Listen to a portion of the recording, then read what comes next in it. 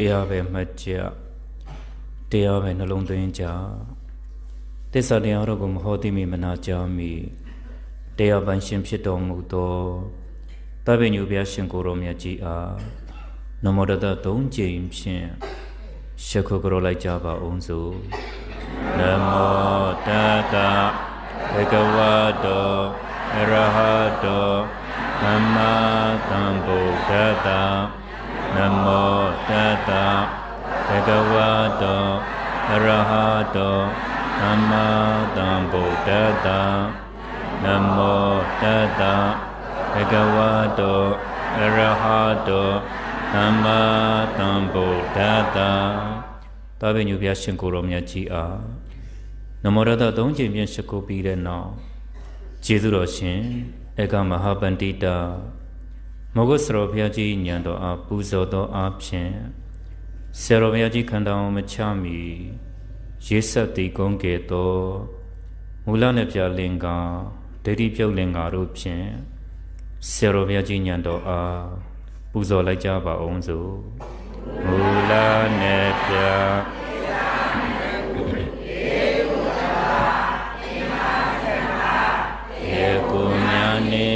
သုံးပါးအစမယမူလဘုသုံးဝနှင့်ကာလသုံးပြချင်းရ20ဤရှိသွေကိုအလွယ်ကျမသိစေအပ်သည်တန္တရမလူကြောင့်သည်ဝိဇာနှင့်ဒနာအရင်ကံဥပါဒံ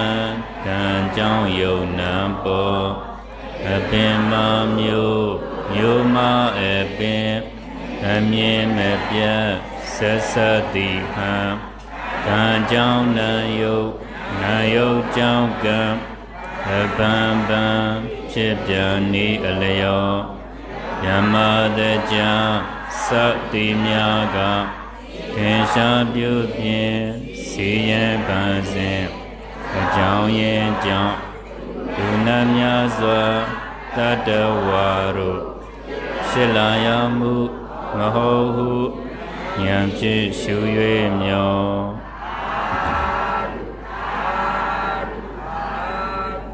ရှင်နေ့သာသနာတော်နှစ်2569ခုနှစ်ကောဇာတက္ကရာ1385ခုနှစ်ဒိုရလာပြည့်ကျော်9ရက်နေ့ညချမ်းကာလ9:30မိနစ်ချင်းဖြစ်ပါတယ်19ကြိမ်မြောက်ဇေတတရားစခန်းပွဲကြီး၏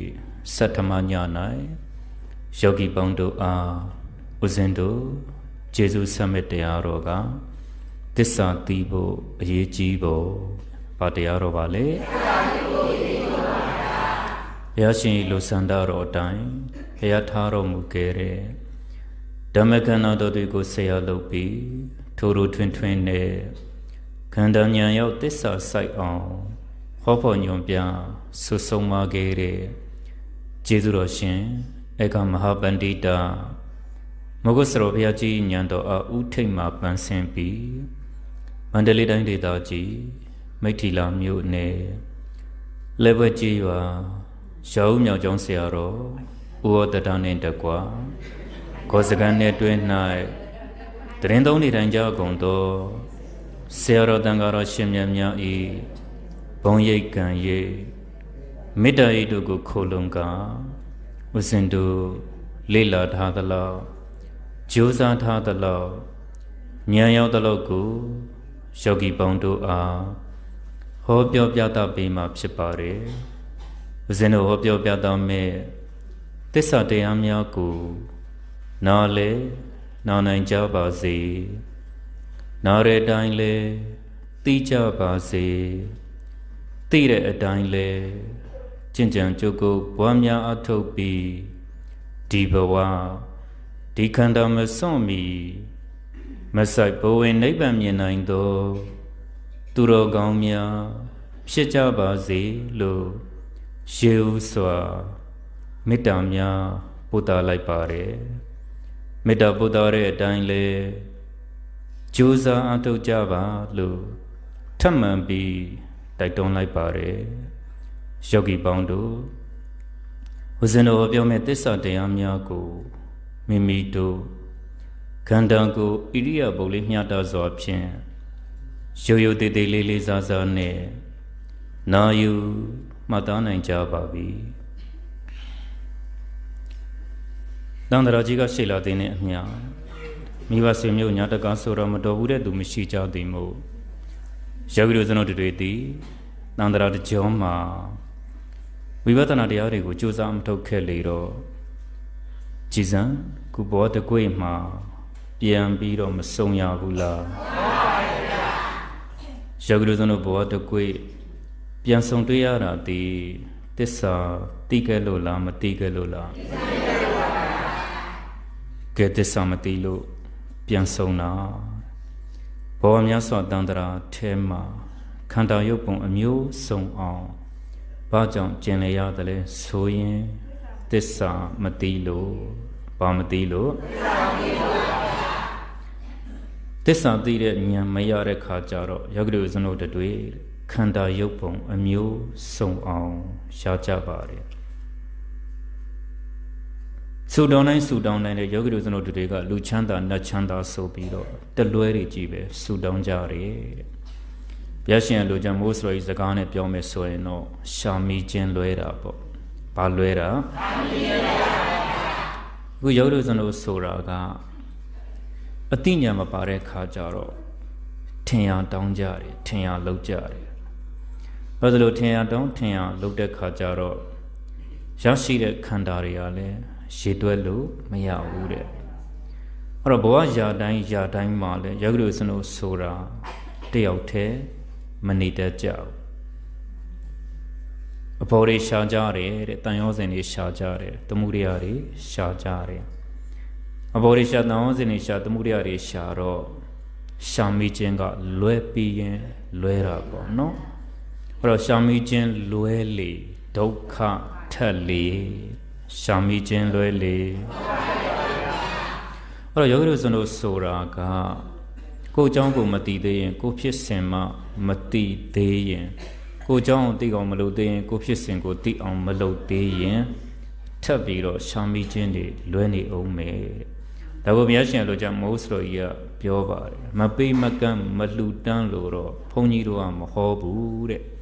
ရှာမိခြင်းမှန်ဖို့အရေးကြီးတယ်ဘာမှန်ဖို့အဲ့တော့ယောဂီတို့စနုဆိုတာကလည်းအတူတူပဲဟိုပြနော်ဘဝခန္ဓာကြီးကိုဒုက္ခလို့လည်းမမြင်ဘူးဆင်းရဲလို့လည်းမမြင်ဘူးရရှိတဲ့ဘဝတိုင်းလည်းရှာလိုက်ဖွေလိုက်တာမဆုံးနိုင်ဘူးတဲ့နော်ခုနေတိုင်းလည်းပါလို့နေကြရှာဖွေနေတာနော်ရှာဖွေတာတွေမဆုံးဘူးလို့ပြောတယ်ဗျနော်အဲ့တော့ဘုရားရှင်လိုကြမိုးစရိုကြီးကတော့ပြောတယ်ပစ္စည်းစုတာထိုက်သူဖို့တဲ့ပစ္စည်းစုတာထိုက်သူဖို့ပါဗျာဘာကြောင့်ယောဂီတို့ကြည်ပါလားတချို့သောပုဂ္ဂိုလ်တွေပစ္စည်းဥစ္စာတွေလားနေတိုင်းရုန်းကန်ရှာဖွေအသက်ကြီးတဲ့ထိပေါ့နော်ပစ္စည်းတွေလားရှာဖွေနေရတယ်ကိုယ်လည်းတချို့မဆန်စားရဘူးနော်ရှာသူကတယောက်သုံးသူကတယောက်ဆိုတာဒီလိုသွားကြတာဟုတ်ဗျာနော်တချို့ပုဂ္ဂိုလ်တွေအသက်60 80ဒီအရွယ်ထိနေတိုင်းတကုတ်ကုတ်နဲ့ရှာလိုက်ကြတာနော်ရှာတဲ့လူကတယောက်သုံးတဲ့လူကတယောက်ရှာတဲ့လူကတနေရာစားတဲ့လူကတနေရာဒီလိုတွေဟုတ်ဗျာနော်ဒါကိုဘုရားရှင်လိုကြမိုးစရိုကြီးကပြောတယ်ပစ္စည်းစုရာထိုက်သူဖို့ပစ္စည်းစုရာထိုက်သူပါဗျာအဲ့တော့ရှိသမျှပစ္စည်းလေးတွေတော့ကိုယ့်ကိုယ်သဘောပေါက်ပေါ့နော်သို့မဟုတ်ရင်တော့ထိုက်သူဆန်သွားမှာပဲနော်အဲ့တော့ဘုရားရှင်လိုကြမိုးစရိုကြီးကပြောတယ်ပစ္စည်းစုရာထိုက်သူဖို့ပစ္စည်းစုရာထိုက်သူပါဗျာနောက်တစ်မျိုးပြောသေးတယ်မဟုတ်ဆိုတော့ဘုရားရှင်ကလိုကြပါပဲခန္ဓာမွေးတာမြေကျွေးဖို့ခန္ဓာမွေးတာမြေကျွေးဖို့ပါဗျာတန်လေးနဲ့တင်လိုက်ပါလားနဲတာခန္ဓာမွေးတာမြေကျွေးဖို့အဲ့တော့ရိုးရိုးစနရဲ့ဘဝခန္ဓာကြီးရလာပြီဆိုရင်ဒီနေ့ကျမြေစာဖြစ်မှာပဲဒီနေ့ကျတော့မြေစာဖြစ်မှာနော်ရှေ့မှာတချို့ပစ္စည်းဥစ္စာတွေရှာဖွေနေကိုလည်းမသုံးရကိုလည်းမဆွဲရဘဲနဲ့နောက်ဆုံးခန္ဓာကြီးကမြေစာဖြစ်သွားတာဘာဖြစ်သွားတာ ခုလေယောဂီတို့နေတိုင်းရှာဖွေနေကြတာပဲဗျာနော်မရှာတဲ့နေ့မှာမရှိတာလေအခုသာမိမိတို့အန်ကြီးလေကြီးရတရားစကန်10ရက်ကျင်းပလို့သစ္စာတရားနာဥပဒနာတရားအားထုတ်ဆိုပြီးတော့10ရက်ရှာဖွေမှုတွေရပ်ကြတာဘာတွေရပ်တာရှာဖွေမှုတွေရပ်တာနော်မိုက်ဘော်လူလေးအကုန်တင်လိုက်ပါလားလို့နဲတယ်ဒါဘာလို့ယောဂီတို့စလို့ဆိုတာနေတိုင်းရှာဖွေနေရတာလေတရက်ထဲလားနေတိုင်းလားနေတိုင်းရှာဖွေနေရတာနော်ပင်ပန်းနေရှာဖွေရတာနောက်ထပ်ရှာကျင်သေးလားမဖြစ်တော့ရှာအောင်မှာပေါ့မဖြစ်တော့ရှာအောင်မှာလေဘယ်သူမှယောဂီတို့စလို့ဆိုတာရှာဖွေမှုမကင်းမှုလေသမုဒ္ဒရာဝမ်းတထွာလို့ပြောတာဟုတ်ဗျဘယ်လိုပြောတာတထွာရဲနော်တထောင်ဆိုရင်လေမလွယ်ဘူးနော်သမုဒ္ဒရာဝမ်းတထွာရဲကိုအစာအတော့တွေကတရက်ထဲပြစ်ချတာလားနေတိုင်းပြစ်ချတာလားတော့နေတိုင်းပြစ်ချတာမယိုးနော်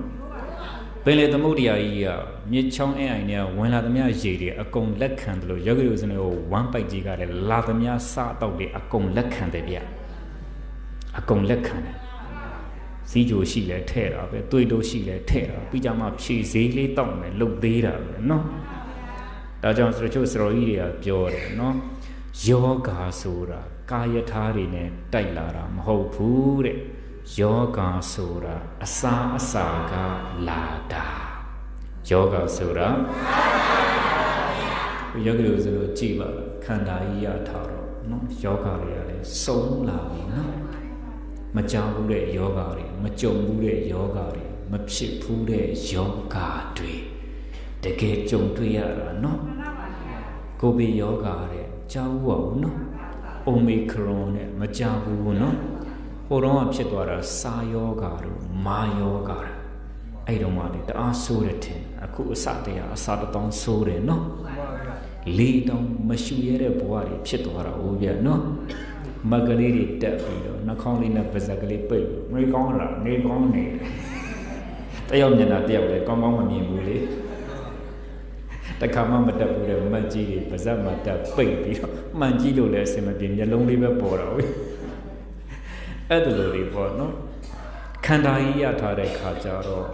အန်တီရယ်တွေကဝိုင်းနေတာဟုတ်ဗျနော်ဘာတွေရဝိုင်းနေတိတ်ကြောက်ဖို့ကောင်းတယ်ဒီခန္ဓာကြီးရထားတော့နော်တွက်လက်တုံထက်နှက်တုံရှင်တန်လုံးလဲနေတိုင်းယုံကံရှာဖွေနေရတာသမုဒ္ဒရာဝမ်းတထာတက်လေပြီးတော့ဒီခန္ဓာကိုယ်ကြီးကိုကြမ်းမအောင်စေဝါတွေလည်းကုပေးနေရတာလေပြုစုဆောင်ရှောက်ပေးနေရတာဟောဒီနေ့ကျခန္ဓာကြီးကမြေစာဖြစ်မှာပါလားဆိုတဲ့တန်ဝေကညာအထွတ်ထိပ်မရောက်သေးရင်တော့ယောဂီတို့စနုဆိုတာပေါ့နေချမ်းပါဗျပေါ့နေကပေါ့စာပေါ့လုံနေရင်ပေါ့လေးပဲအပေကိုသင်လေးသွားရမှာဒီလိုပြောတာဟုတ်ဗျနော်ဟိုယောဂီတို့စနုဆိုတာလာရလန်းကိုမမိကြဘယ်ကလာတဲ့ဆိုရင်ပယ်လေးပါးကလာကြတာဗျနော်စတ္တရောအပါယတက္ကခေဟတတိတာယောဂီတို့ဆိုတော့အမြဲနေနေကြအိမ်ကိုပြောပါဆိုရင်အပယ်လေးပါးပဲဒါကြောင့်ငရဲတရိစ္ဆာန်ပိတ်တာအတုကလေးဆိုတော့အပယ်လေးပါးကိုဘယ်စာပေမှမသိအောင်ပဲနဲ့အကုန်သိဘာဖြစ်လို့လဲဆိုကိုအမြဲနေခဲ့ချက်အိမ်ကြီးဆိုတော့လေတရက်ကလေးမမေ့ဘူးဗျမြေုံရင်အိတ်ချင်မှုလူနဲ့ထမေးပါလားအပယ်လေးပါးပြောကြည့်ဆိုပြောတတ်တယ်ဗျဟဲ့အပယ်လေးပါးပါဆိုသိရပေါ်တယ်ငရဲတရိစ္ဆာန်ပိတ်တာတူတယ်ကိုလာခဲ့တဲ့နေရာဆိုတော့မမေ့ဘူးဗျတီနိုးထောင်နေလဲမှတ်ရတယ်ကိုလာခဲ့တဲ့နေရာလေတရားစကား10ရက်ဝင်ပြီးရင်အိမ်ရောက်သွားပြီဆိုရင်တရားနာဖို့လဲမေ့တရားထိုင်ဖို့လဲမေ့တော့တရားစကားဝင်ရလုံးမဲ့နာကြအားထုတ်ရမယ်လို့ယူထားတာလားမသိဘူးအိမ်လဲရောက်သွားရင်တရားစကား10ရက်ဝင်ပြီးပြီတို့တော့10ရက်အောင်လာပြီတော့အောင်လာပြီလို့ပြောတာဆက်လုံးမလို့မပြောတာလေဒီလိုယောဂီကများတာဟုတ်ဗျနော်ယောဂီတိုင်းတော့မဆိုလို့ပါဘူးအများစုကိုပြောတာတို့တော့တရားစခန်း10ရက်အောင်လာပြီတဲ့အိမ်ရောက်လာပြီဆိုတော့ပေါ့ပါတွတ်လက်လက်ပဲအိမ်ရောက်လာပြီဆိုရင်လည်းဒီလိုသစ္စာတရားနာကြအားထုတ်ဆိုတာအာစိဏကအချိန်မှန်မှန်နေတိုင်းမပြတ်မကွယ်ပြောကြည့်မယ်အာစိဏက အချိန်မှန်မှန်နေတိုင်းမပြတ်မကွဲအာစိတ်နကံဆိုတာအချိန်မှန်မယ်နေတိုင်းဖြစ်ရမယ်မပြတ်မကွက်လုပ်ရမယ်လို့ပြောတာဟုတ်ဗျဒီနေ့လုပ်တယ်မနေ့ပြန်မလုပ်ဘူးဒီလိုဖြစ်တယ်နော်မနေ့ခင်းလေးတရားနာမယ်တရားထိုင်မယ်တော်ပြီးတဲ့ညနေရောက်တော့တော်ပြီးတဲ့အိယာဝယ်မှာတဲ့အိယာလည်းဝင်ရောတော်ပြီးတဲ့မနေ့ပြန်မှာပေါင်းလုံးမယ်ဟောသူကရွှေ့တယ်သူတော်ကောင်းလုံးကြာရွှေ့တာနော်မနေ့ဒီနေ့ဒီညဒီမနေ့ပြန်ဟောမနေ့ပြန်ကြာပေါင်းလုံးမယ်တဲ့ဟောထမင်းဟင်းကြတော့မနေ့လည်းမစားသေးဘူးနေ့လည်းမစားသေးဘူးညလည်းမစားသေးဘူးမနေ့ပြန်မှာပေါင်းစားမယ်လို့မပြောဘူးပြရောလားအခုစားရင်အခုထစားတာပဲတမယင်းလေးမကြက်သိရှိတာလေးကိုကွက်ပြိုးပြတ်လို့ဖောက်စားတာပဲအဲ့ဒါကြတော့ဒီနေ့ကအငတ်ထားမယ်မနေ့ပြန်မှာဆန်းစီကုန်ကြစိတ်ရတက်တောင်မနေ့ပြန်မှာပေါင်းစားမယ်လို့မလာဘူးဗျစဉ်းစားနော်သူတို့ကောင်းလို့ဆိုတာကသူတို့ကောင်းတက်ခံအားကြီးခဲ့တဲ့ပုံကိုယ်ဒီမှထထလုံနေတာလို့ပြောတယ်ခုယောဂီတို့စေရတရားစကန်ဝင်တယ်လို့ပေါ့ဗျာအချိန်တိုင်းမှာတရားမနာရဘူးလားဘယ်လောက်ကောင်းလို့နော်ဘယ်လောက်ကောင်းစိတ်တွေကပိုးပြီးတော့ထက်သန်လာတယ်စိတ်တွေကပိုးပြီးတော့စင်ကြယ်လာတယ်စိတ်တွေကပိုးပြီးတော့လန်းဆန်းလာတယ်စိတ်တွေကပိုးပြီးတော့ရင့်ကျက်လာတယ်စိတ်တွေကပိုးပြီးတော့မြင့်မြတ်လာတယ်ဒီတရားကိုနာကြအားထုတ်နေတော့လေတိတ်တိတာဒီစိတ်တွေကလေအကောင်းဘက်ကိုသွားနေတာဟုတ်ဗျနော်ဘောဆက်တဲ့တဏှာဆက်တဲ့ယောဂီတို့ကျွန်တော်ရဲ့စိတ်ဆိုလဲကိလေသာတွေမှာလူလွန်နေတာလေအခုတဲ့စိတ်ကကြည်ပါလားလောဘဒေါသမောဟအတ္တမာနဒိဋ္ဌိဝိသိကိတထိနာဥဒိစ္စအာဟိရိကဆိုတဲ့ကိလေသာတွေတဲမှာယောဂီတို့ကျွန်တော်ရဲ့စိတ်ကအလှဲ့ကျလူလွန်နေကြတာဟုတ်ဗျနော်ခုလိုသူတော်ကောင်းတရားလေးနာကြတဲ့အချိန်သူတော်ကောင်းတရားလေးဝိပဿနာတရားလေးအားထုတ်နေရတဲ့အချိန်နာယောဂီတို့ဆိုရင်စိတ်ကငြိမ်ပြီးတော့ကိုယ်အရိယာပုံလေးကိုတေချာထိန်းနိုင်တာဟုတ်ဗျသူတော်ကောင်းတရားနဲ့ဝေးသွားတဲ့ချိန်သူတော်ကောင်းတရားလွတ်သွားတဲ့ချိန်သူတော်ကောင်းတရားနဲ့လက်လန်းမမီတဲ့အချိန်ရောက်တော့ယောဂီတို့ဆိုရင်စိတ်တရားဘွက်ပေါက်ပြီးတော့ရောက်ရက်ခတ်သွားတာဟုတ်ဗျနော်ဒါအားလုံးဖြစ်ပူးကြပါတယ်ခါစလေကိုယ်စိတ်ကိုထိမ့်မနိုင်သိမ့်မနိုင်ဖြစ်ကြတာလေပေါက်ကွဲတာလည်းဖြစ်မယ်ငိုကြွေးတာလည်းဖြစ်မယ်ကြေကွဲတာလည်းဖြစ်မယ်စုနစ်တာလည်းဖြစ်မယ်တချို့လူသားအိတ်နေတဲ့အိတ်ရထဲမှာမျက်ရည်တွေကျပြီးတော့ဟိုဘက်လှည့်လိုက်ဒီဘက်လှည့်လိုက်မိသားစုလည်းအတိမပြုတ်တယောက်တည်းမြုံထားငုံထားပြီးတော့ကြေကွဲစုနစ်ကိလေသာအပူတွေနဲ့လောင်ကျွမ်းနေကြတာမရှိဘူးလားရှိလားညအိယာဝင်နေဆိုရင်သားတွေသမီးတွေကလေးတွေကအိတ်နေရဲ့အမေဖြစ်သူသမုတ်အဖေဖြစ်သူနင်တို့လေးတွေကအိတ်နိုင်တယ်လူကြီးတွေရှားတာလွယ်မှတ်နေလားသူကသူဖြူစင်နဲ့လွတ်လပ်အိတ်တွေကလေးတွေတော့သူကအပြစ်မဲ့ပြောသေးတယ်ဗျာနော်ကိုယ့်ကိုရှာထားတဲ့ဒုက္ခကိုယ့်ကိုမပေးဆက်ပဲနဲ့နင်တို့လေးတွေကအိတ်နိုင်တယ်ငါတို့ညာရှားတာလွယ်မှတ်နေလားတဲ့ကလေးတွေကမဲ့အိတ်ဆန်းအိတ်ကြတာမဲ့ဘာမှမသိဘူးအဖြူတယ်လေးတွေဆိုတော့လောဘဒေါသမောဟတွေနဲ့မဲညစ်နေတဲ့လူကြီးတွေသူကသူအဖြူတယ်လေးတွေအိတ်တဲ့ကလေးတွေတော့အပြစ်တင်နေတယ်ကိုရှာလို့ရတဲ့ဒုက္ခကိုလေကိုယ့်ဘာလို့ကိုပြေလည်အောင်ကျင့်အောင်ဖြေရှင်းရမှာဟုတ်ဗျာနော်အဲ့ဒီကလေးလေးတွေဆိုတာဒုက္ခသူများရှာထားတာလားကိုရှာထားတာလားတိတ်ပင်ပန်းနဲ့တိတ်ဆင်ရဲတယ်တောင်စင်းတို့ဖေတို့မေတို့ဆိုတောင်စင်းတို့မောင်နှမ၄ယောက်ရှိတယ်ဖေတို့မေတို့ဆိုတိတ်ပင်ပန်းတာတောင်စင်းတို့ကကိုတွေ့လေနော်ကလေးဘွားကလည်း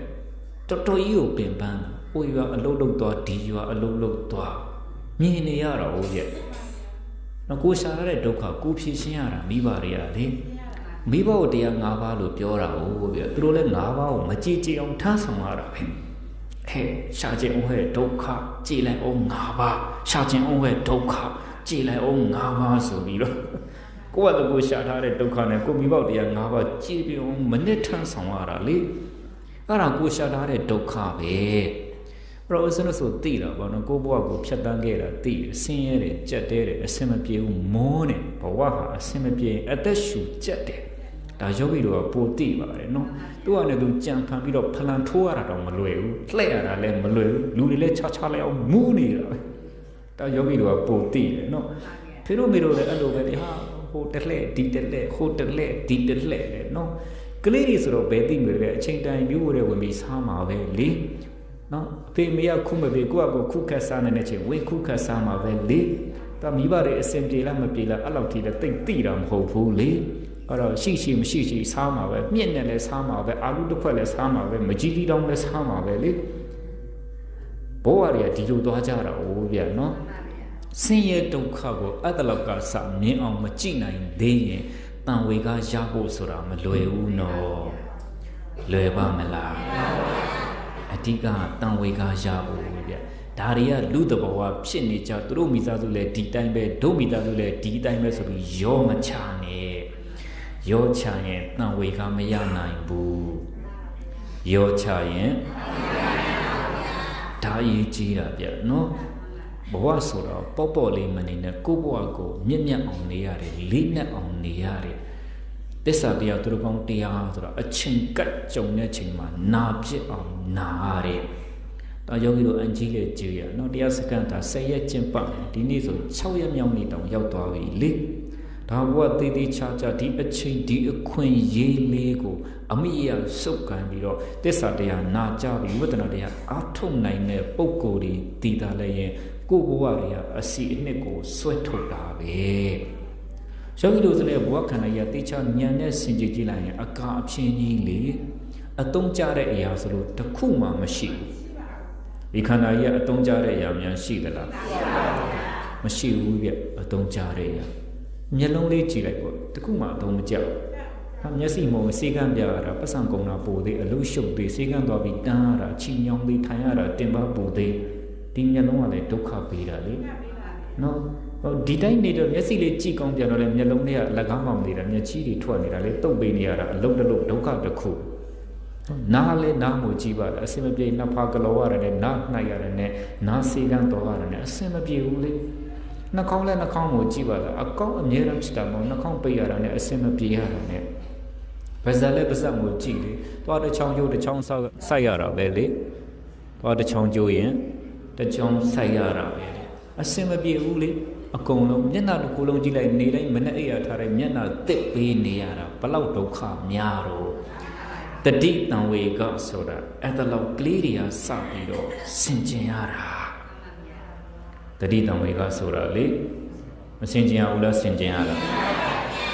မြင်တတ်အောင်မြင်ရတယ်ကြည့်တတ်အောင်ကြည့်ရတယ်ဆိုတော့သူများကိုကြည့်ရတာလားကိုကြည့်ရတာလား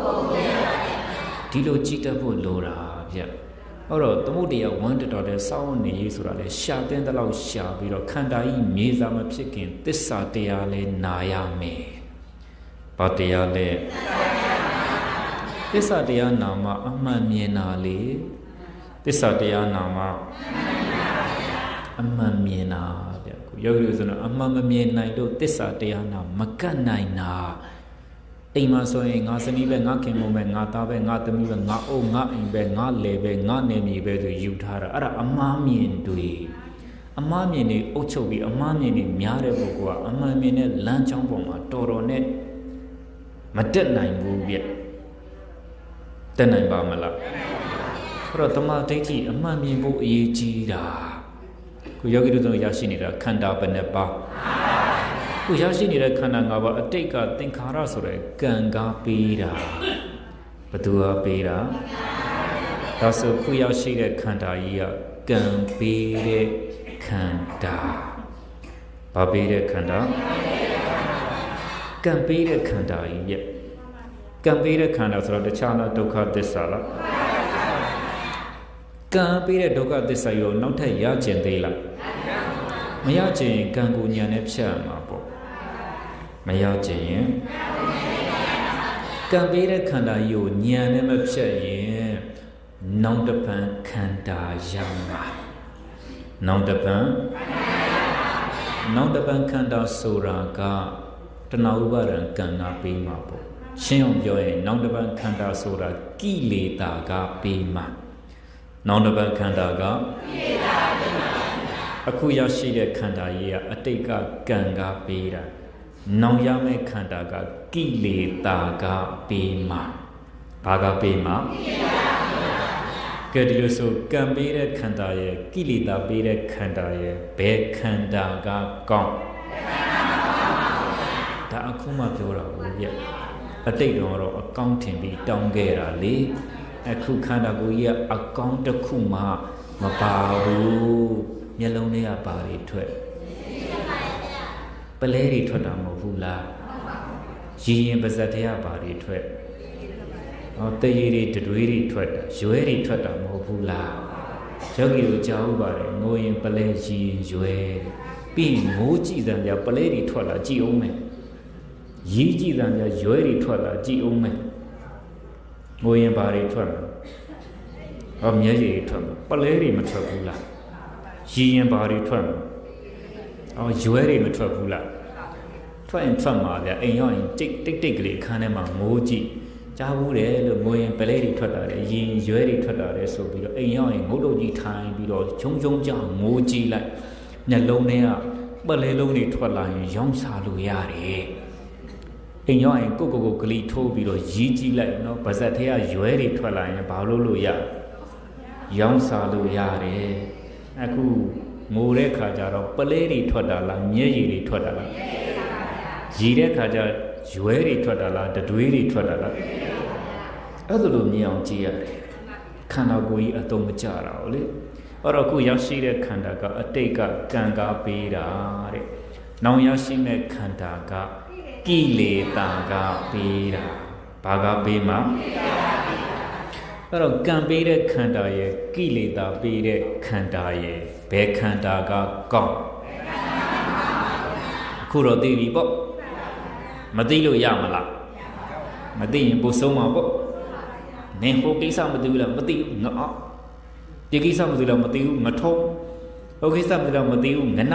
ဒီလိုပြောရမှာဗျလောကဆိုရင်နော်ပြဿနာတစ်ခုဖြစ်ကိစ္စတစ်ခုနင်တလောက်တောင်အာသလားနာသလားဟိုအောင်မေးလည်းမသိဘူးဒါမေးလည်းမသိဘူးဒါလောကကြောင့်ပြောတာဟုတ်ဗျကိုဦးဇင်းတို့သင်ပေးနေတယ်ဆိုတာလောကုတ္တရာအကြောင်းဘာအကြောင်းလောကုတ္တရာအကြောင်းဆိုတော့သူများအကြောင်းလားကိုယ်အကြောင်းလားဒါကိုဘုရားရှင်တို့ကြောင့်မိုးဆိုရပရိစ္ဆေသမုပ္ပါဆိုတာခန္ဓာဖြစ်စဉ်လို့ပြောတာကိုပရိစ္ဆေသမုပ္ပါဆိုတာယောဂီတို့ဦးဇင်းတို့ရဲ့ခန္ဓာဖြစ်စဉ်ပဲဗျနော်ယောဂီတို့ဦးဇင်းရဲ့ခန္ဓာဖြစ်စဉ်ကြီးဆိုတော့လေးတော်ကြီးလားအဝိုင်းကြီးလားဝိုင်းကြီးရက်နေတာလားလဲနေတာလားယောဂီတို့ဦးဇင်းတို့ဆိုတာပရိစ္ဆေသမစဝိုင်းကြီးထဲမှာပျော်မောကြီးလဲကြတာဘလို့လဲတာပျော်တယ်လေမောတယ်လေပျော်တယ်လေအပျော်နဲ့အမောနဲ့ဘယ်ရင်ကများမောကများတာလားအပျော်တွေကမများဘူးလားအမောတာများတာပေါ့ဟုတ်တယ်ဘဝဆိုတာဒီလိုသွားကြရတာနော်ပျော်စရာလေးတွေရှာတော့ရှာကြည့်တယ်မပျော်ဘူးဗျနော်ပျော်စရာရှာရင်းနဲ့မောကြတာပဲပျော်စရာရှာရင်းနဲ့တခါတလေဦးစင်းတို့တောင်မှလေမိသားစုလေးတွေကြောင်းမှလာကြတော့ရင်တခါတလေအားကြမိသားတွေသမီးတွေနဲ့ကားလေးနဲ့ဝင်လာကားပေါ်ကိုကွမ်းကြိုးချောင်းဆိုဆင်းလာပြီးတော့ဒီမိသားစုလေးများပြည့်စုံလိုက်တာအပေါ်ယံကြည့်တာဟုတ်ဗျအပေါ်ယံကြည့်ဒါပေမဲ့အတွင်းကြကြည့်လိုက်တော့ဒုက္ခသစ္စာပဲဇနီးဒုက္ခခင်မုန်းဒုက္ခတာဒုက္ခသမီးဒုက္ခအိမ်ဒုက္ခစီးပွားဒုက္ခရှားဖွေရတဲ့ဒုက္ခပြောဆိုရတဲ့ဒုက္ခဆက်ဆံရတဲ့ဒုက္ခအလုပ်လုပ်ရတဲ့ဒုက္ခအဲ့ဒီဒုက္ခကိုမမြင်အောင်တခြားဖုံးတာလားအဝိဇ္ဇာဖုံးတာလားမသိတာကလောက်ခဲ့တာကမသိတာကပြောခဲ့တာကမသိတာကကြံခဲ့တာကမသိတာကညံမပါပဲလောက်တာကမသိတာကမစစ်စစ်ပဲလောက်တာကဝိဇ္ဇာပစ္စယအကျိုးတရားလားကြောင်းတရားလားချမ်းသာကြောင်းလားဆင်းရဲကြောင်းလားဆင်းရဲကြောင်းကိုဘာသစ္စာကဲသူရိယသစ္စာလို့တော့ဘာသစ္စာရဒုက္ခသစ္စာဆိုတော့ချမ်းသာကြိုးလားဆင်းရဲကြိုးလားဆင်းရဲကြိုးဆိုတော့ခန္ဓာဘယ်နှပါခန္ဓာ၅ပါးဆင်းရဲကြိုးဒုက္ခသစ္စာလို့မသိတော့ဒီခန္ဓာကိုမခင်ဘူးလားခင်တာကဆွဲလန်းတာကအထုတ်တာက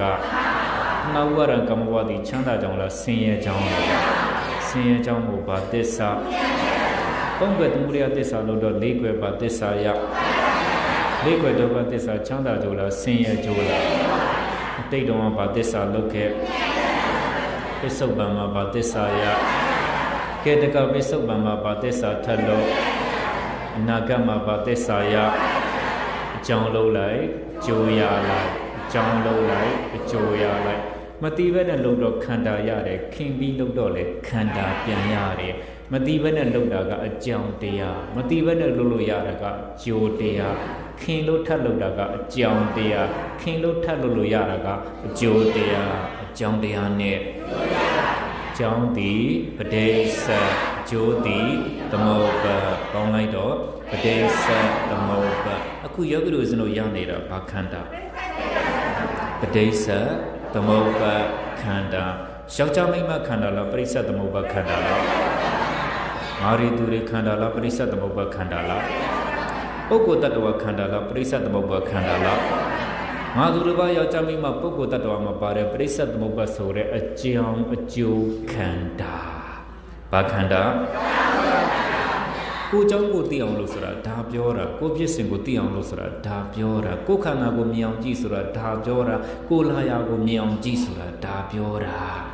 ယောဂီတို့ဆိုတာကိုအကြောင်းကိုမသိကိုပြစ်စင်ကိုမသိကိုခန္ဓာကိုမသိကိုလာယာကိုမသိလို့အနာဂတ်ခီးတွေကိုဒုက္ခနဲ့ဆက်ဆက်သွားနေတာ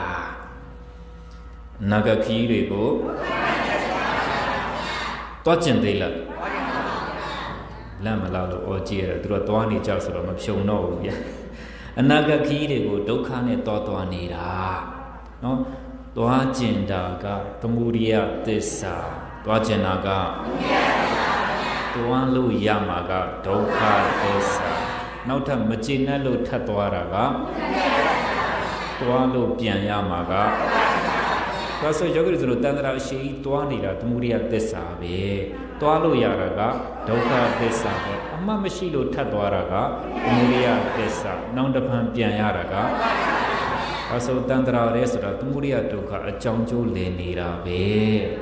ယောဂီတို့ဆိုလို့တိတ်ပိစုပ္ပနာကအတိတ်ပိစုပ္ပနာကဆိုကာလ၃ပါးနဲ့လက်ပတ်နေတာဟာအကြောင်းကျိုးမသိလို့ဒုက္ခမမြင်လို့သမုဒိယမပယ်လို့မက္ကမပွားလို့နိရောဓမရောက်တာလေပရိစ္ဆေသမုပ္ပါဆိုတော့ကိုယ်ကြောင့်ကိုယ်ပြည့်စင်ကိုသိအောင်လုံးမယောဂီတို့စလို့ဆိုတော့ကိုယ်ခန္ဓာကိုဉာဏ်နဲ့ကြည့်နိုင်ပါလေ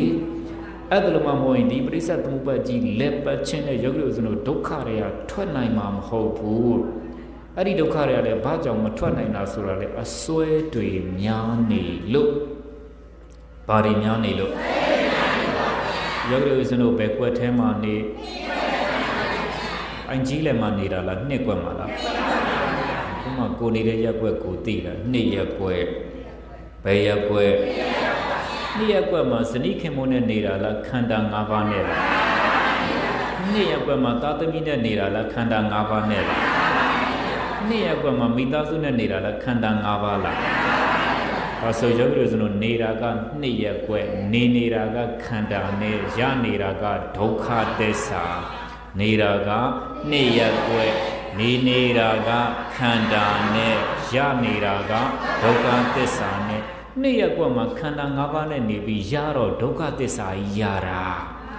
နေတိုင်းရှာနေတာစီးပွားတွေရနေတာမဟုတ်ငွေကြေးတွေရနေတာမဟုတ်ဘူးနှစ်ရက်ကွက်မှာခန္ဓာ၅ပါးနဲ့နေပြီးနေတိုင်းဒုက္ခသစ္စာကြီးရနေတာ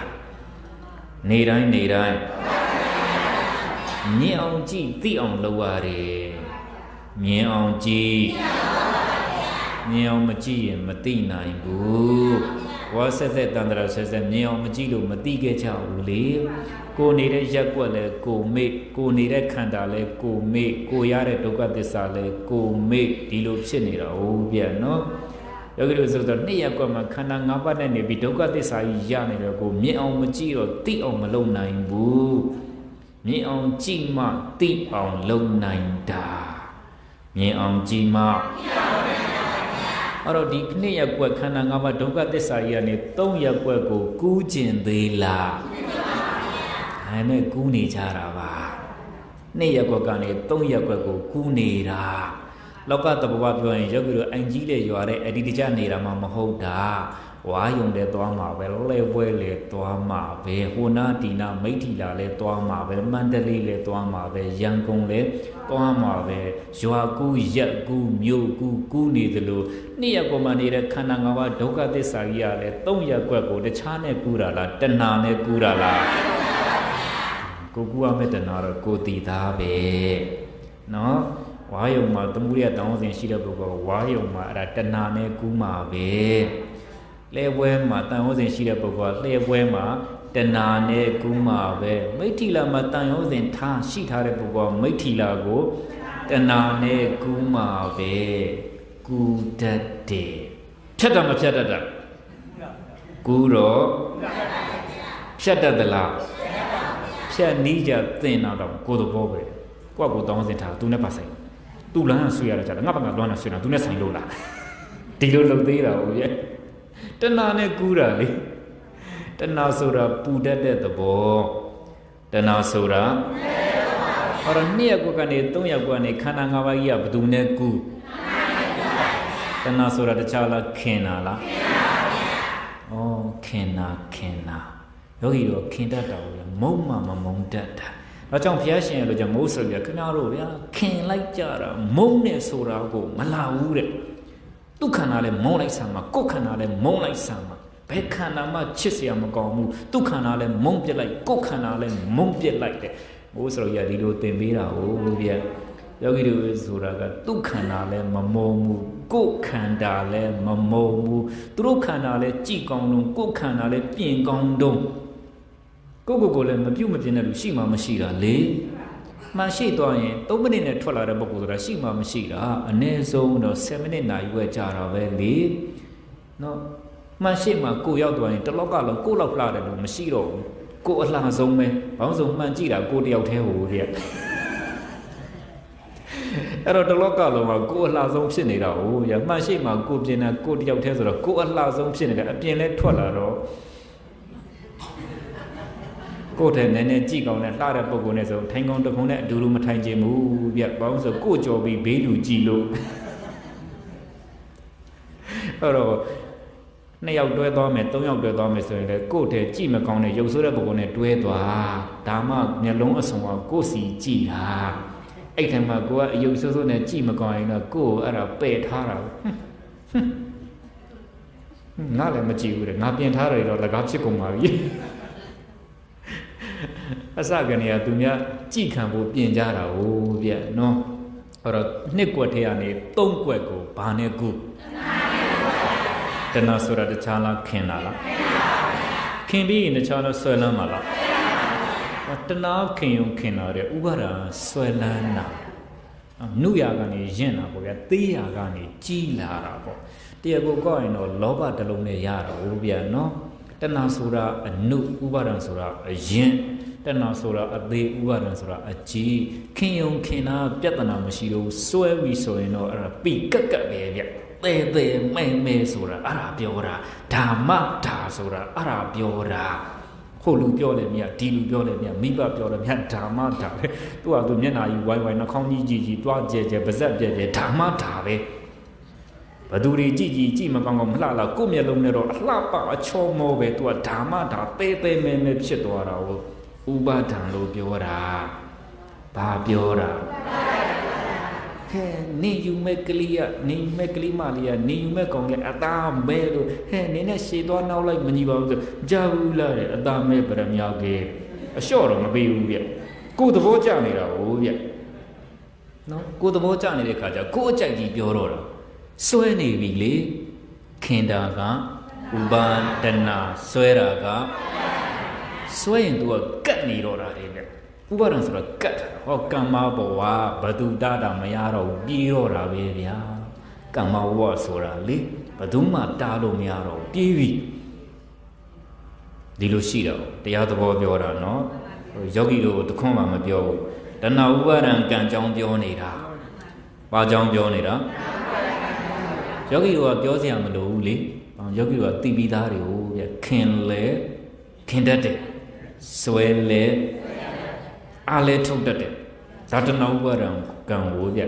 ဟောစရောဥက္ကိုတိတ္တရာပြောတယ်လေလိုချင်တယ်စွဲလန်းတယ်အားထုတ်တယ်ဘယ်လိုပြောလဲလိုချင်တာကစွဲလန်းတာကအားထုတ်တာကတဏှာလိုချင်တဲ့ဥပါဒံဆွဲလန်းတဲ့ကာမဘဝအာထုတ်တယ်အကြောင်းတရားမလို့သမုဒိယသစ္စာတအုပ်စုတွေသွားတာဗျဘာအကြောင်းတရားလဲဆိုဆင်းရဲကြောင်းပေါ့ဘာကြောင်းတရားလဲခ ခင်မီဆိုရင်ဆင်းရဲကြောင်းဆွဲလန်းမီဆိုရင်ဆင်းရဲကြောင်းအာထုတ်မီဆိုရင်ဆင်းရဲကြောင်းသမုဒိယသစ္စာဆိုတာဒုက္ခပေးဖို့တက်တယ်သမုဒိယသစ္စာဆိုတာအဲ့တော့တဏှာခင်မီဆိုရင်သမုဒိယသစ္စာဒုက္ခရမှာပဲဥပါဒံဆွဲလန်းမီဆိုရင်သမုဒိယသစ္စာဒုက္ခရမှာပဲကာမဘဝအာထုတ်ပြီဆိုရင်သမုဒိယသစ္စာဒုက္ခရမှာပဲ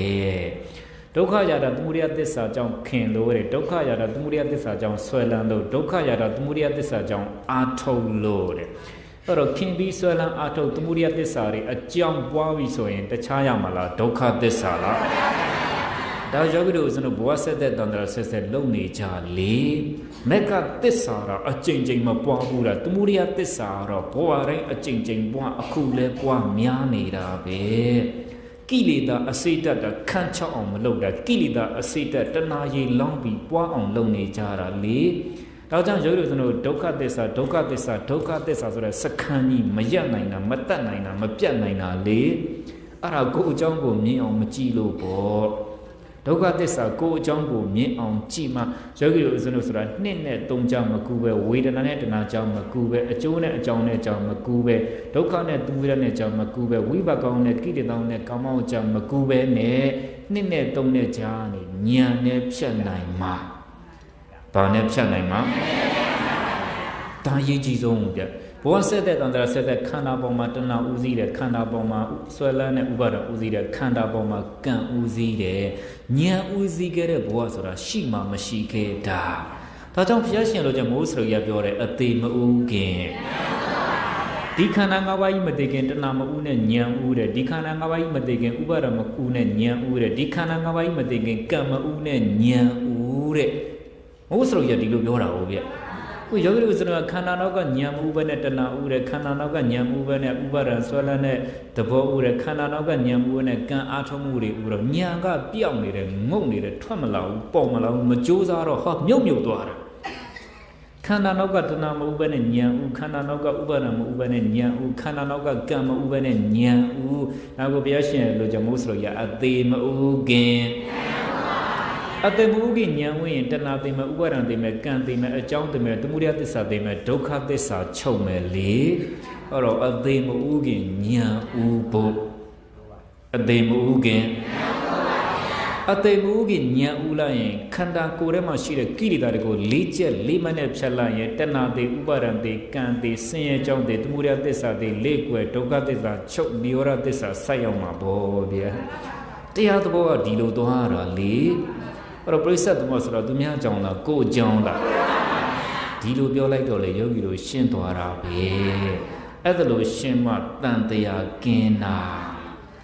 ရှင်းမှဘုရားရှင်နှစ်ကွယ်ခန္ဓာနောက်ကတဏှာဥရမလားဉာဏ်ဥရမလားခင်ရဲသေးလားခင်ပြီးသွားပြီလို့ပြောလိုက်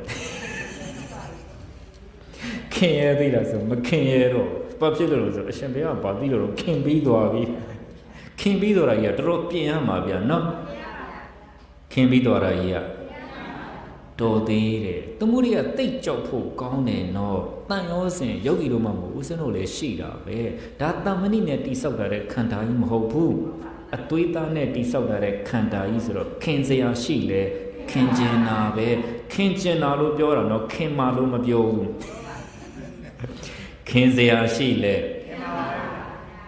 ဘာပြောလိုက်လဲမသိဘူးသူတို့ပြောတာလဲနားထောင်ရတယ်နော်ခင်ခြင်းစရာတွေယောဂီတို့ခင်ခြင်းစရာတွေတော့ခင်လိုက်ရင်တော့ဒုက္ခရောက်မှာပေါ့ဗျာနော်တွေ့တာစရာရှိလေကြည့်လိုက်ရင်တွေ့တာစရာတွေလေသမုဒိယဆိုတာချော့တာမြောက်တာလိမ့်လေတာလှည့်ပြားတာကောက်ကျစ်တာရစ်ပတ်တာမာယာများတာဆင်းရဲတဲ့ပြစ်ချတာသမုဒိယပဲဗျခုယောဂီတို့လက်တွေ့ကြုံနေတာပဲလေမဆင်းရဲဘူးလားဆင်းရဲလားအဲ့ဒါကိုမြင်အောင်ကြည့်သိအောင်လုပ်လို့ပြောတာ哦ဗျကဲခုရရှိနေတာခန္ဓာဘယ်နှပါကဲခန္ဓာ၅ပါးပြောကြည့်တော့ယူပဲခန္ဓာ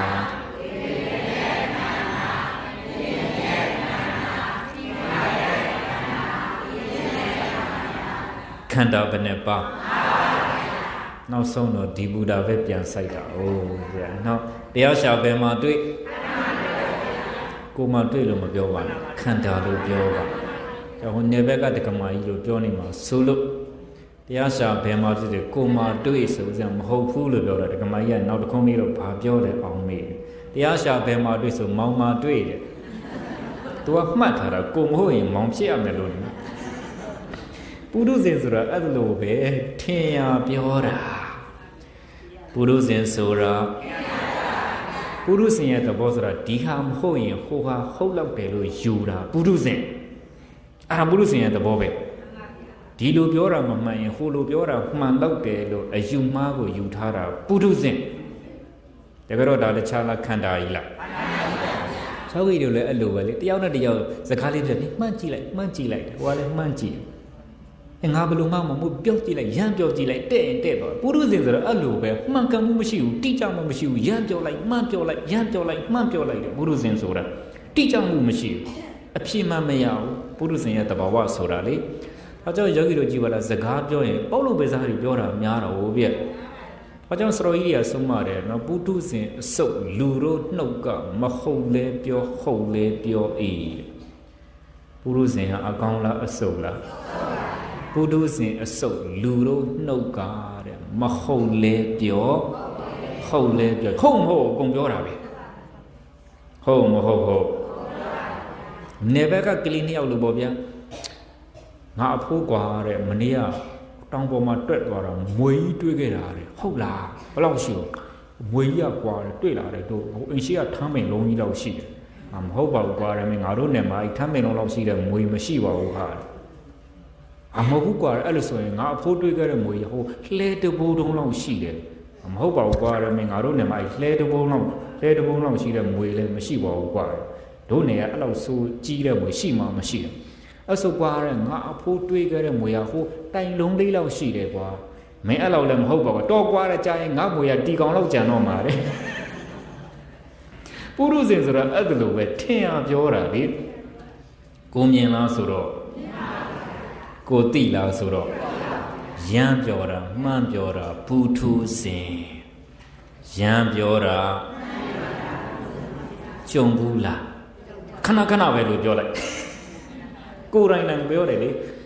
ဟိုမဲ့ရွာထိပ်မှာပါတယ်ဆိုနင်ကြည့်ခဲ့လားသူပြောခုနလမ်းကပြောသွားတာကိုယ်လည်းမမြင်ဘူးကိုယ်လည်းမရောက်ဘူးလေရမ်းပြောတာမှန်ပြောတာပုထုဇဉ်ပဲဒါကြောင့်တိကျမှုမရှိဘူးမှန်ကန်မရှိဘူးစကလုံးရွေးချယ်ပြီးအကောင့်မပြောတတ်တာပုထုဇဉ်ပဲပုထုဇဉ်အကြောင်းသိပြီလားပုထုဇဉ်ပါတယ်ဒီထက်နားလည်အောင်ပြောရင်လောဘဒေါသမောဟတွေအပြည့်ရှိနေတာဒီပုထုဇဉ်ပါတယ်လောဘဒေါသမောဟတွေအပြည့်ရှိနေတာပုထုဇဉ်ကိုယောဂရုစနုမှာလောဘဒေါသမောဟတွေကနည်းနည်းရှိတာလားအပြည့်ရှိတာလားအစုံနည်းနည်းလောက်မျှစမ်းမှာလောဘဒေါသမောဟတွေအပြည့်ရှိတယ်မမျှနဲ့ဒီမှာလည်းအပြည့်ရှိတာအခါတလေပောက်ကွဲပြီးတော့ပြင်မဲ့တောင်ရှမ်းထွက်နေတာလေခါတလေလောဘတွေကခန္ဓာထဲမှာပြည့်ပြီးတော့ပြင်မဲ့မှာရှမ်းထွက်လာရင်မရမကလိုချင်တယ်ဇုတ်အင်တာမှာလိုချင်တယ်ဆိုတာအဲ့ဒါလောဘတွေပြင်မဲ့ရှမ်းထွက်လာတာပဲအခါတလေခန္ဓာထဲမှာရှိနေတဲ့ဒေါသတွေကလေခန္ဓာထဲမှာမဆန့်ပြီးအန်ထွက်လာတဲ့ကရှမ်းထွက်လာတဲ့ကဆဲတယ်ဆိုးတယ်ရွဲ့တယ်ဆောင်းတယ်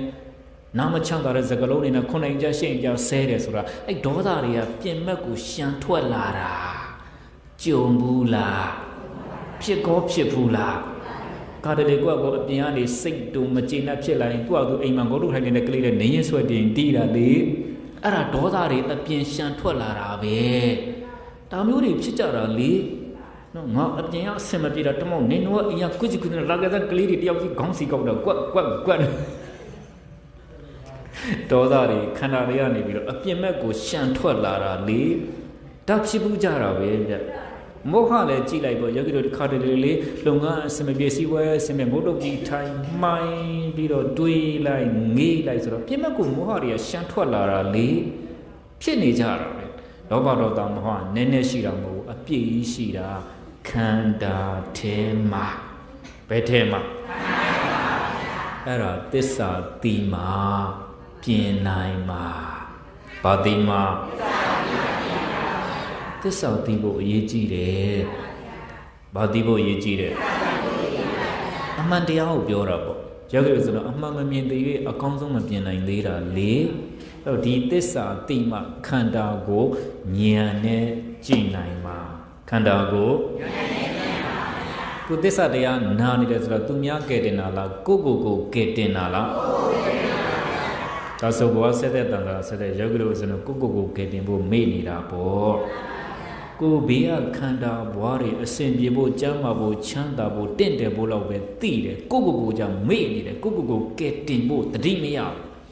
။အဲကြောင့်ဘုရားရှင်တော်ကြောင့်မိုးဆိုရပြောတယ်သစ္စာတရားနာတယ်ဆိုတာမိမိကိုမိမိကဲတင်နေတာသစ္စာတရားနာတယ်ဆိုတာတရားရှိဘု து ကိုဘု து ကဲတင်ရမယ်စဉ်းစားကိုလောက်အရေးကြီးတာဘာမှမရှိဘူးကိုအပယ်မကြဖို့ကိုနိဗ္ဗာန်ရောက်ဖို့အရေးကြီးတာကျန်တဲ့ပုဂ္ဂိုလ်တွေလည်းသူတို့သစ္စာသိအောင်လို့ရင်သူတို့သိမှာပဲသူတို့ဝိသနာပွားများရင်သူတို့ခန္ဓာရဲ့ဉာဏ်ကိန်းမှာလေတွဲခေါ်လို့ရရင်ခေါ်ကြည့်ဆွဲခေါ်လို့ရရင်ခေါ်ကြည့်သစ္စာတရားနဲ့ဝိသနာတရားအားထုတ်ဖို့တွဲခေါ်လို့ဆွဲခေါ်လို့ပါမလာရင်လိုက်မလာရင်နင်းထိုင်နေ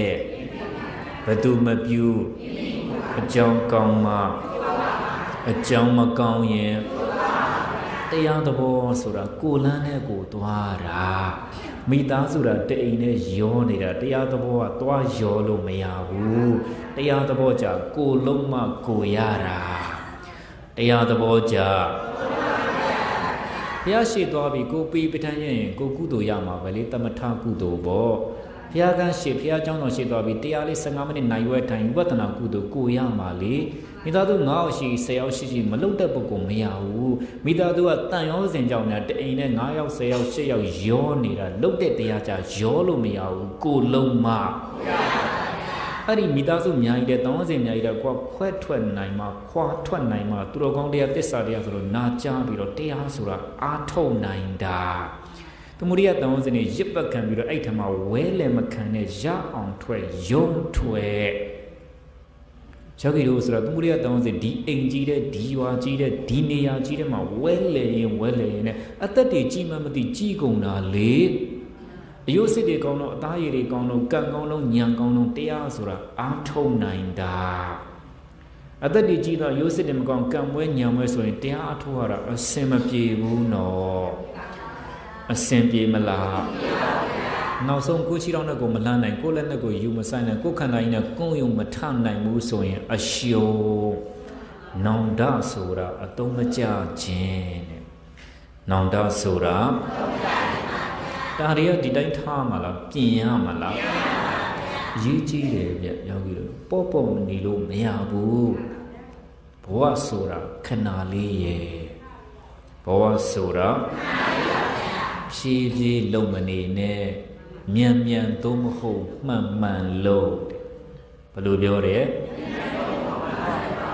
ဖြည်းဖြည်းမလုံနဲ့တဲ့မြန်သို့မဟုတ်မှန်လို့ပြန်ပြောကြည့်မယ်ဖြည်းဖြည်းမလုံနဲ့မြန်လောက်တာရဲ့မှန်လောက်တာရဲ့ဘယ်ရင်ကောင်းမြန်တဲ့ခါလဲမြန်ပေါ်ဖေအရှင်ဘုရားကလည်းမှန်တဲ့ခါလဲမှန်ပေါ်ဖေဒီလိုသွားမှာဘူးဗျနော်ဒီလိုသွားမှာလေပုံမှန်သွားမှာဗျနော်သစ္စာတရားနာကြဝတ္တနာတရားအားထုတ်ဆိုတာပုံမှန်သွားမှာဘာဖြစ်လို့လဲဆိုယောဂီတို့ထမင်းနေမစားတဲ့နေမရှိဘူးပုံမှန်စားနေကြတာလေအဲ့တော့သစ္စာတရားနာကြဝတ္တနာတရားအားထုတ်ဆိုတာလဲထမင်းစားပုံမှန်စားသလိုဒီတရားနာတရားအားထုတ်ကလည်းပုံမှန်သွားရမှာဘယ်လိုသွားမှာဦးဇင်းတို့ကတော့စဉ်းစားကြည့်တယ်ဗျဘုရားရှင်တို့ကြောင့်မိုးစတော်ကြီးတွေးသလိုပေါ့နော်စတော်ကြီးကတိတ်ပြီးတော့ညံကြီးတာပေါ့နော်ဦးဇင်းတို့ဆိုအများအားစဉ်းစားတယ်အောင်ဆုံးနေဖုံးပေးနေတယ်နေဆုံးနေဖုံးပေးနေတယ်ဟောရေတွေလည်းနေတိုင်းတောက်နေတယ်ဒီခန္ဓာကိုယ်ကြီးဘာလို့ဖို့အတွက်လဲစဉ်းစားရတယ်အတွေးနဲ့ဆိုတာတွေးရတယ်အတွေးကောင်းဆိုတာတွေးရတယ်တမ္မာသင်္ကပ္ပပေါ့အတွေးကောင်းအကြံကောင်းဆိုတာတွေးတတ်ရတယ်ကြံတတ်ရတယ်ရောက်ရှိတဲ့ငါးဘဝခန္ဓာကြီးကတာတိမိစီဝိုင်းမိသားစုရဲ့အရှုပ်ထွေးတွေနဲ့တစ်သက်လုံးပစ်ဆက်ပြီးတော့မြေကြီးထဲမှာစုံမြုပ်ခံမလားဒီတာတိမိစီဝိုင်းနဲ့ကုံယုံရှာရင်နဲ့သူတော်ကောင်းတရားတွေမိသစ္စာတရားတွေမိဘောနာတရားတွေမိပြီးတော့အပယ်လေးပါးကိုဆင့်သက်ကြခံမလားအတွေးကောင်းအကြံကောင်းဆိုတာအမြဲတမ်းတွေးရတယ်။အော်လောကကိုလည်းမချွတ်စေနဲ့ဓမ္မကိုလည်းမလွတ်စေနဲ့ မိသားစုတောင်လည်းကြေပြောင်ထမ်းဆောင်ငါခန္ဓာကြီးလည်းတန်တရာကလွတ်အောင်ဒီလိုတွေးမျိုးဝင်ရမှာမိသားစုတောင်လည်းကြေပြောင်ထမ်းဆောင်ဒီခန္ဓာကြီးလည်းတန်တရာကလွတ်အောင်ဒီလိုတွေးရမှာဗျနော်ဒီလိုတွေးရမှာလောကကိုလည်းမချွတ်စေနဲ့ဆိုတာမိသားစုတောင်လည်းကြေပြောင်ထမ်းဆောင်လို့ပြောတာဓမ္မကိုလည်းမလွတ်စေနဲ့ဆိုတာဒီခန္ဓာကြီးလည်းတန်တရာကလွတ်အောင်တရားနာတရားအထောက်ရမယ်လို့ပြောတာဟိုယောဂီတို့ဆိုတာအများစုကလောကဝတ္တမချွတ်တာဓမ္မဝကလွတ်နေတာတချို့အသက်80နှစ်ကပ်နေတာတရားစကံဝင်းကိုမဝင်ဘူးတာသူများတွေကတရားစကံပြတယ်ဗါတဲ့ခန္ဓာ၅ပါးလေဟိုတရားဟောတဲ့ကံမှာခွက်လေးတွေနဲ့ကြာပန်းခွက်တယ်တရားစကံဝင်ပါဆိုတော့မဝင်ဘူးသူများပြောရင်ဟိုမေးဒီမေးနဲ့ငါမှမအားတာလူအမေတေကနေခုချိန်ကြီးမအားသေးဘူးလားမအားသေးဘူးလေဟိုကြည့်ပါလားဘုဒ္ဓခီကိုရောက်သွားလေးတွေကနဲတာမှမဟုတ်တာအများကြီးဟိုရဲ့တချို့တော်တော်နဲ့မသေးအသက်ကကြီးလာတော့မြီးတွေမြစ်တွေထိတောင်နေရတာဟိုဗျဒီခေတ်ကတော့တေချာပေါက်နေရပါတယ်ဘာဖြစ်လို့လဲဆို14 15ဆိုရင်အိမ်အောင်ပြုတ်နေပြီလေအဲ့တော့ငငယ်ရွယ်နဲ့မြီးလေးတွေရမြီးလေးတွေကထပ်မွေးတော့မြစ်ကလေးတွေရဟောအသက်ကရှင်းမသေးသေးတော့တီတို့တွတ်တို့ကျွတ်တို့မျှော့တို့ကလာအောင်ပါလေ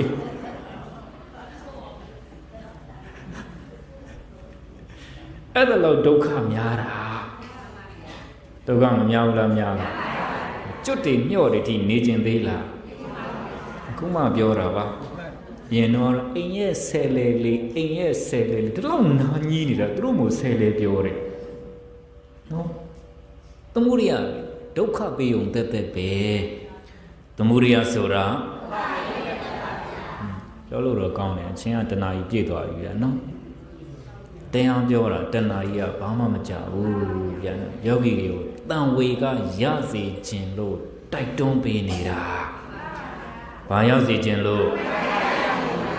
ဒါဥစဉ်တို့လေကိုရှိရောက်တော့ဘုရားရှင်လိုကြောင့်မိုးစရရဲ့ဥပနိဒေယအတိုင်းဆိုပြီးတော့သစ္စာတရားနဲ့ကျေးဇူးစားရတာလေယောဂီတို့အိမ်နဲ့တအိမ်စင်းတအိမ်တက်တရားလိုက်ခေါ်မယ်ဆိုရင်တေးကြတဲ့အပေါက်ပိတ်ထားမှာ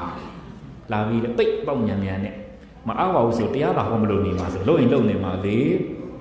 အဲ့လိုကြတော့အဆင်ပြေမှာမဟုတ်ဘူးဒါဥစဉ်တို့ဓမ္မဣတာကြီးဓမ္မတာအင်ကြီးလက်ကျေရမှာတရားစခန်းဆရာကျင့်ပါလို့ဒါဥစဉ်တို့ကိုရှိရောက်တုံးမို့လို့အဲ့ဒီသစ္စာတရားကိုထဲထဲဝင်ဝင်တိုက်တွန်းပြီးတော့ဖိပြောနေရတာဒါကြောင့်ဥစဉ်တို့အိတ်တအိမ်ကိုကြွားမယ်ဆိုရင်အဆင်ပြေလားနေရသေးတာရှင်ဘုရားပြည်တော့ပြည်တယ်ဆိုမကြွားတော့ဘူးပြည်တော့ပြည်တယ်ဆိုပြည်တယ်လို့ပြောတော့မှမဟုတ်တာလေအိမ်တအိမ်ကိုဝင်အနားယူဖို့ဆိုတာလွယ်တာမှမဟုတ်တာလေလူလူချင်းမှမဟုတ်တာလေပြင်ဆင်ရတယ်လေတန်ရှင်းရေးလုပ်ရတယ်လေဒါပေမဲ့မကောင်းဘူးလားဆိုတော့ကောင်းတာပေါ့ယောဂီကိုလည်းကြောက်ဖို့နေတာပဲတမနာနိစ္စဓာတ်တဏ္ဍာနဲ့ယဟန်တန်ခါကိုဖူးမြင်ရတာမင်္ဂလာတစ်ပါးလို့ပြောတာ哦ပြန်ကုသိုလ်တိုးတာဘာတိုးတာလဲကုသိုလ်တိုးတာ哦ပြန်နော်အဲ့တော့ခန္ဓာကြီးရှိနေသေးရောရမမြကုသိုလ်စုပြုံယူရမှာပေါ့ပြန်နော်ခန္ဓာဘယ်နဲ့ပါအဲ့ဒီခန္ဓာ၅ပါးမြဲသလားမြဲပါဘူးရှစ်ပြီးတော့ဘာသစ္စာခန္ဓာ၅ပါးတာပြောတာအကျဉ်းချုပ်တော့ယုတ်တရားနဲ့ဒီလိုသွားတာဟုတ်ဗျာနော်ဒါယောဂီတို့ကနောကျင်နေပါပြီခန္ဓာ၅ပါးဆိုတာလည်းနောကျင်နေပြီယုံနာ၅ပါးဆိုတာလည်းနောကျင်နေပြီခန္ဓာရဲ့ဉာဏ်သွင်းဖို့ပဲလိုတော့တယ်ခန္ဓာရဲ့ဘာသွင်းဖို့ဒါရေးကြည့်တာဗျာခန္ဓာနဲ့ဉာဏ်နဲ့ခန္ဓာနဲ့ဉာဏ်နဲ့ခန္ဓာနဲ့ဉာဏ်နဲ့ဆိုတာကအစင်ကပ်နေရမယ်ဘောဆဲတဲ့တန်ဆာဆဲယောဂီတို့ကျွန်တော်ခန္ဓာနဲ့တဏှာနဲ့ခန္ဓာနဲ့တဏှာနဲ့ခန္ဓာနဲ့တဏှာနဲ့တဏှာနဲ့တဏှာနဲ့ဒါရီကြီးကတ်ခဲ့တာဟုတ်ဗျတဏှာလည်းဉာဏ်ကိုမောင်းမောင်းထုတ်တယ်ဉာဏ်လည်းပြောတော့ဟိုကောင်အများတန်းကတ်နေကြငါတစ်ခါတလေမှလာတာတရားလေးတဏှာကြီးထိုင်ပါတယ်ဆိုတဏှာကြီးကတ်15မိနစ်လှုပ်ဟဲ့ကောင်ညာမင်းခဏထွက်အောင်လေအေးတဲ့ငါဖယ်ပေးမယ်တဲ့ဘယ်သူကဝင်အောင်ဆိုတဏှာဝင်တာပေါ့ဘယ်သူကဝင်အောင်အဲ့ကောင်ညာမင်းဝေဝေးနေတယ်ငါတန်တရားလုံးကတ်လာတာခုမှခဏတစ်ဖြုတ်လာမဝင်နဲ့တဏှာညာကိုပြောတာအဲ့တော့ညာဆိုအေးတဲ့ငါအဝေးထွက်နေကြမင်းဝင်နဲ့မင်းစိတ်တကြပြင်ပြီးရင်ငါ့ကိုပြန်ခေါ်တဲ့ညာပြောတယ်အဲ့တော့တဏှာပြောတယ်ငါပြင်ပြီးပြီတဲ့တင်မြင်ခွေတဲ့ပုံစံကြောက်သွားပြီးတဲ့နာယူဘက်ကငါနှစ်ခါပြင်လာတဲ့ရပြီးတဲ့ဟဲ့အောင်ညာနဲ့ခဏလေးပြန်ဝင်တယ်သူအကြာကြီးပြောတာမဟုတ်ခဏလေးပြန်ဝင်အဲ့တော့ခန္ဓာနောက်ကသူကရောက်သွားကြာကြာနာနာပြင်ပြီးတော့သူကညင်းနေတော့ပဲမိနစ်40လောက်ရောက်ငါမရတော့ဘူးဟဲ့တဏ္ဍမင်းလာနေကြတိုင်းပြန်လာတဲ့ ငါပြောသားပဲဟဲ့ညံမင်းဝင်နိုင်ရင်ခန္ဓာလေးပါဆိုတဏှာပြောတယ်တဏှာပြောတယ်ငါလည်းစသနာနာလေးငါပြင်လိုက်အောင်ပဲရပြီဟဲ့ကောင်ညံမင်းပြန်ဝင်တဲ့အကြာကြီးလားခန္ဓာလေးခဏလေးခဏဆိုငါဝင်မယ်တဲ့ညံနမခတိတိနဲ့ထိုင်းအောင်နေစာအမရတော့ဟိတ်တနာတဲ့ပြန်လာတယ်ငါပြောသားပဲမင်းခဏလေးဝင်မှာပါဆိုနေမှာညံတဲ့တနာလေးကအလုပ်တွေရှုပ်တရားထိုင်တာတနာကြီးတဲ့ဒီတနာနဲ့ညံနေကအလုပ်ရှုပ်ခန္ဓာကြီးထဲမှာလေ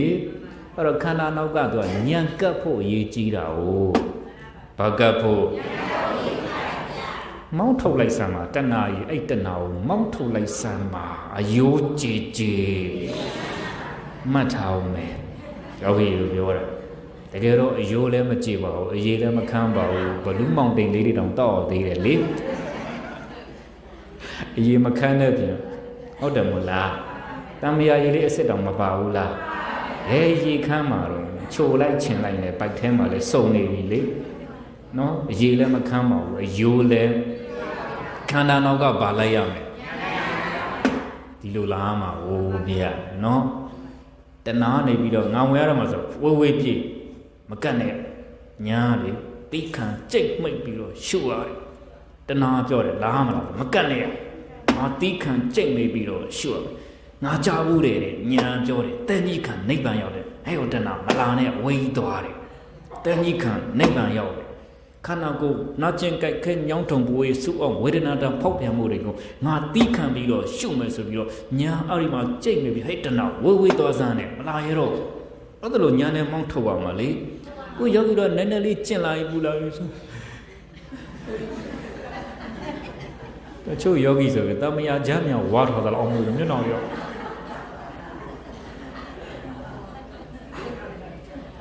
ခန္ဓာနဲ့ညာနဲ့အလုံးလုံးနေတာဟုတ်ဗျခန္ဓာနဲ့ညာနဲ့လုံးလုံးနေတာဒါလေးကြိတ်မိတ်ပြီးတော့တေညီခံဒီနေရာကိုပြောတာနော်တေညီခံနိဗ္ဗာန်ရောက်ဆိုတာတဏှာကြီးခန္ဓာကြီးပိတ်ဆက်ပြီးတိခံရှုရင်အဲ့ဒီပုဂ္ဂိုလ်ကခန္ဓာရဲ့ဖြစ်ချင်းပြချင်းကိုဒီညာနဲ့မြင်နိုင်တယ်ယထာဘုဒ္ဓညာကောင်းကောင်းရတယ်လို့ပြောတာဟုတ်ဗျ